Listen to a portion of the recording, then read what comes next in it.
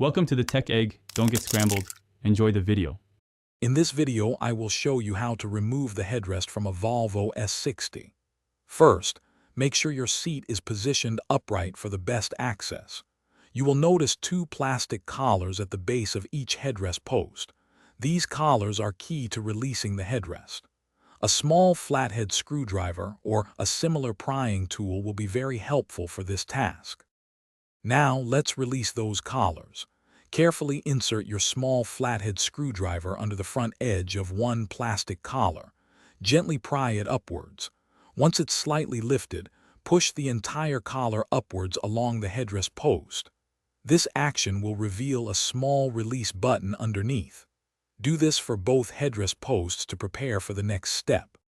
With both collars pushed up, you'll see the release buttons.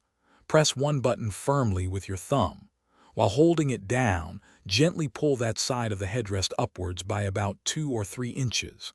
Then, press the second button and pull the other side up.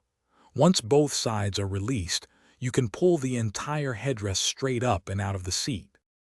Reinstalling the headrest is straightforward. Simply align the two metal posts with the corresponding holes in the seat back. Push the headrest down firmly until you hear a distinct click, indicating it's locked into position.